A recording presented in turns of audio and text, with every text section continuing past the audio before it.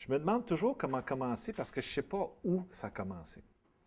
Euh, je vais essayer d'éviter la préhistoire ou tout l'aspect paléontologique de ces institutions-là. Puis commencer peut-être par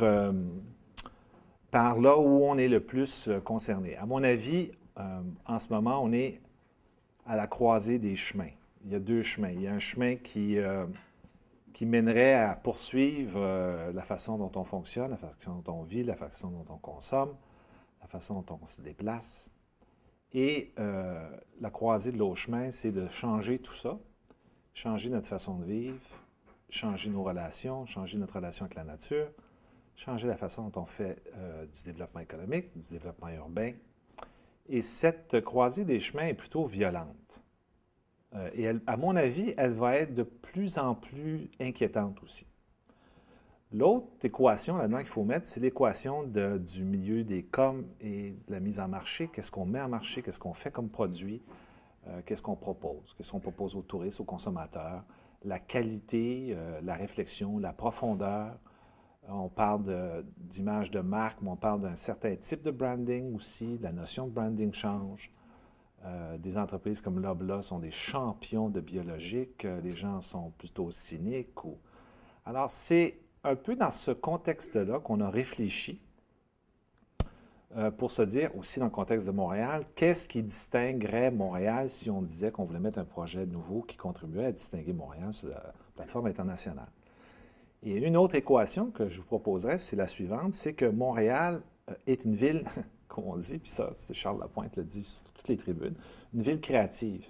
Cependant, j'aimerais apporter une petite nuance, c'est que la créativité de Montréal, elle est beaucoup, beaucoup, beaucoup dans, je dirais, dans le processus créatif. Et ça, c'est intéressant parce que le processus créatif, c'est ce qui mène à l'objet de la création. Je m'explique.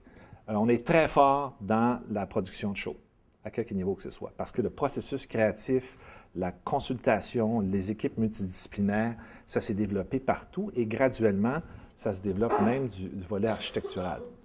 Si on disait qu'on mettait en valeur ce processus créatif, c'est un peu l'idée que l'on veut proposer. Alors, on a inscrit tout ça dans un boulier, et puis on a brassé ça avec d'autres données. Les autres données, c'est évidemment la récente crise économique, qui n'est pas, à mon avis, pas terminée. Et puis, on s'est dit, la venue aussi du planétarium, qui vient s'installer à côté du biodôme, vient finaliser le carré qu'on pourrait appeler ce qu'Éric Clément a appelé quartier de la vie. Ça ne vient pas de nous, mais c'est une proposition.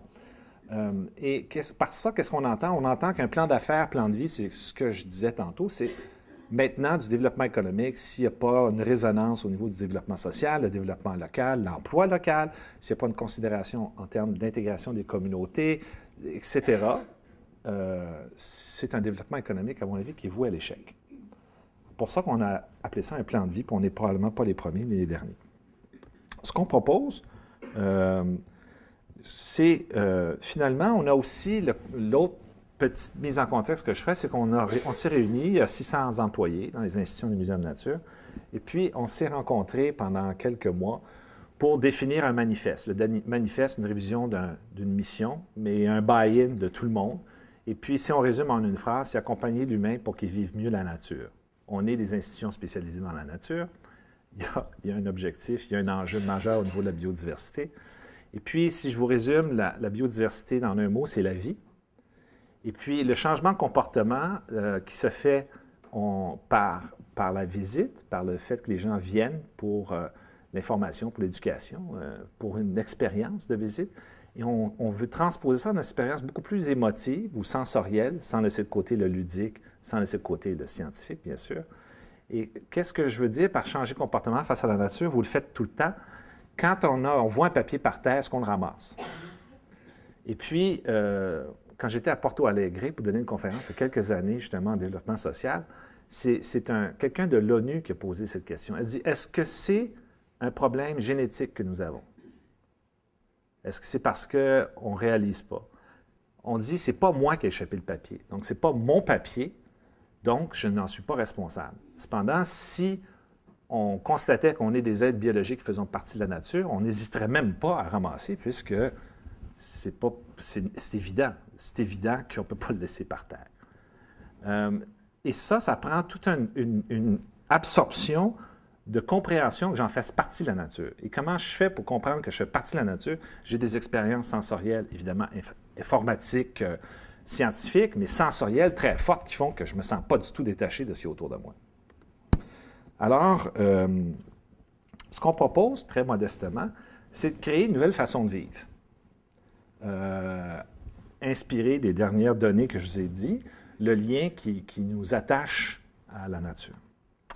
Et la façon dont on veut intégrer ça, c'est, on voit le point jaune ici, c'est l'insectarium, qui est à l'intérieur du jardin botanique. Vous traversez la rue Sherbrooke, qui est l'océan blanc. Et de l'autre côté, vous avez le planétarium en bleu et le biodôme en rouge. Alors évidemment, on s'oriente dans un positionnement Muséum Nature très fort avec une vision commune et on propose de créer la première place mondiale dédiée à l'humain et la nature. On a fait une petite recherche en benchmark, puis vous allez me dire, oui, il y a des places qui sont dédiées à toutes sortes de choses. Il y a 17 universités qui ont failli le faire, mais pas une place qui dit ici, la nature puis l'humain, core business. C'est ce qu'on veut. On veut dédier ça à une harmonie, un développement harmonieux de ces deux facteurs-là. Ce qui est un non-sens, parce que normalement, l'humain faisant partie de la nature, on devrait avoir un mot, mais on n'est pas là encore. On le cherche.